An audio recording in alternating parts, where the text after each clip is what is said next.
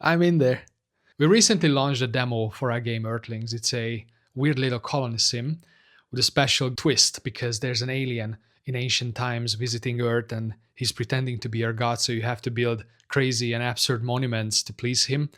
But he's just a businessman, actually, he's just selling your art to art clients, but you're not aware of it. At least you as a player you are, but your people are not aware of it.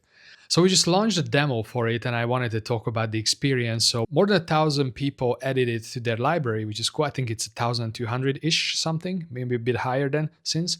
And more than 400 people actually played it for about, on the median is 25 minutes, which is not bad. I think it's pretty cool. We got some feedback. Actually, most of the feedback is positive. Actually, sits on positive on Steam currently. I think we just managed to get 10 reviews, which is actually more difficult than you would think. I thought getting reviews on Steam is easy, but even if people like it, my experience is that lots of people, especially people who may know us, they rather send us a DM about their review and, saying that, oh, it's cool or it's interesting and they liked it, but it's very difficult. I find it difficult to get people to post about it on Steam, actually write a review about it on Steam. So it's not that simple, actually activating people.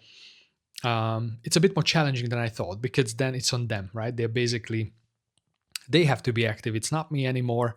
I can't do it instead of them. So they have to do it. And that's a bit more challenging than I expected.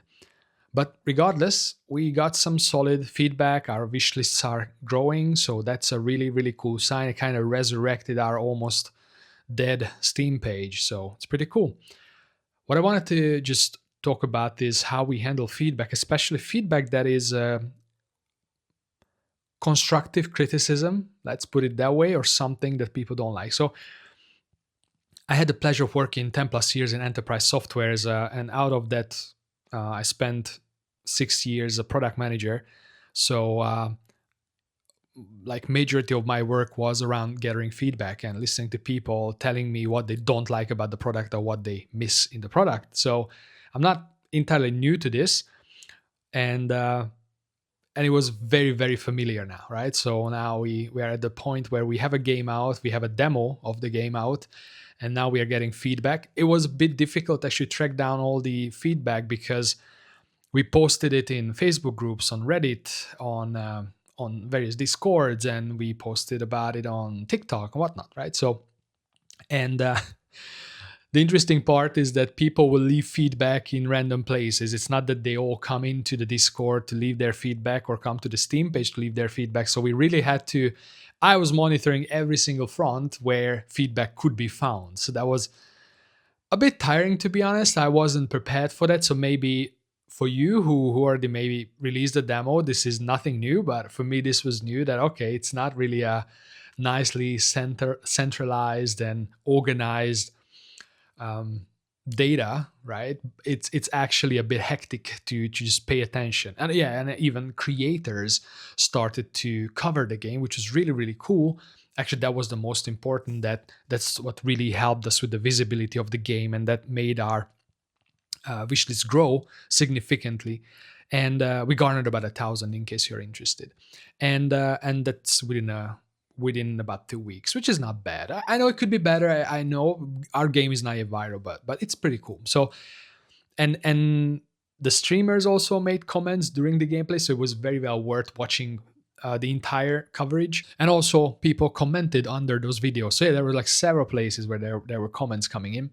We got a lot of positive, but I want to focus on the negative ones or the critical ones and how we handle them, because you might find it helpful and useful. I don't know how you go about it. Don't take advice from me. I'm not yet a verified game developer, right? I have a game out there, but I cannot prove that I'm a successful one yet. So I hope I'm gonna be one day, but I'm not yet there. But I think this advice, and especially if you're new and you're just starting out, it might be useful. So when critical comments are left, first of all, I must admit, sometimes I'm a bit annoyed when I see that there's a thread, like a Facebook group, and there's lots of comments, lots of positive, but the critical one comes first. It's just what it is, guys. I don't know. It's just like, yeah, I mean, why is that? So the criticism sometimes came from lack of quality of life improvements, that is totally fair, and we are going to address it. And I also think that the expectation from players is a lot higher than usual. So for example, in the enterprise space, I think you can get away with much less ready products. But even if it's just a demo, I think in case of video games now, the quality needs to be there. And that still doesn't guarantee anything, because they may just not click with the artistic vibe whatsoever in the direction or the game itself. So, but it's kind of a must, I feel.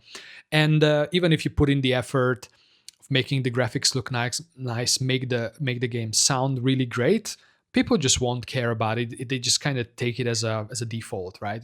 Yeah, obviously it sounds good. So yeah, sometimes it's a bit painful, right? But there were quite a lot of requests around quality of life, especially like because our game is a is a bit more fast paced, uh, resource management game that occasionally gets a little more tense when speed matters and your sharpness matters. And certain players felt that it's not enough just to pause the game, but they would prefer to actually move the little workers, reallocate them while the game is paused, and we did that. So that's really cool feedback. And in this case, when this criticism comes in or these requests, because sometimes requests come in form of criticism, right? And that's one of the things that I think you just need to understand, that okay, before you get emotional, I feel, at least that's what I do. Okay, let's see what the comment says, right? Is there anything that I could take out of it? And maybe ignore a little bit the emotional side of it, both in me and maybe the text is also emotionally phrased. So I try to kind of just, okay, what's in there. Actually, even my dev partner is really cool at that. I think he can handle these things well. I don't know how emotionally it impacts him, but I think he's really cool about it. So that's one thing, is just to, okay, see if there's anything that you could do. And there might be certain other types of comments where it's critical and even maybe long, but you realize that I get it, what the person says, but the verdict feels like that he just doesn't like the game as a whole, right? Meaning that I can't do much, right? I can't do much without like redesigning the game fundamentally. And I think that's where, so we just look at the big picture, right? Because I can get pretty focused on what that person says. And I even start to think about it that, okay, now, okay, we need to change the game because this guy doesn't like it. And while maybe it's true, but I also have to look at the other 95% of the players actually liked it, right? And I think that's where you need to, or we need to make decisions. Okay, that I get it, I respect the feedback, but we probably won't be able to do much about it because it's just, maybe it was the art style or something that pulled in the person, but the way the game plays fundamentally just doesn't work for that person. So I think that's a bit of a difficult call at the end of the day, what to do with that. I also believe that going back and responding to these comments, whether they are good or bad, is really good. I think people appreciate it, and sometimes you can turn some conversations around, because I feel sometimes people just want to be heard and they want to be acknowledged, and that already gives like a good sentiment and a good impression overall. Anybody comes to the thread, so just I feel it works really well if we don't leave comments and feedback hanging, right, unresponded. And also whenever somebody covers our game, as much as I can, I try to go there and say thank you. So that also really helps. And last but not least, sometimes when it's very rare, it was up until now, it was very rare for us, but maybe if the game gets more attention, and hopefully it will get more attention, we are working on it, then there might be more critical comments coming in, because it's just, I think it's pure statistics that it's going to happen. And if there's like a few mean spirited comments which happen, my strategy, and that's also coming from my previous life as a product manager, my advice for myself, and that seemed to work, that I just don't argue, at least publicly. So I don't argue with anybody. I don't try to convince anybody that what they believe and what they experienced is not accurate or not true.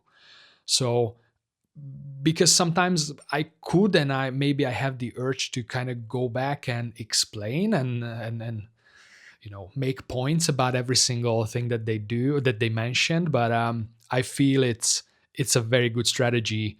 Let's just not argue, not argue with anybody. It's like, say thank you.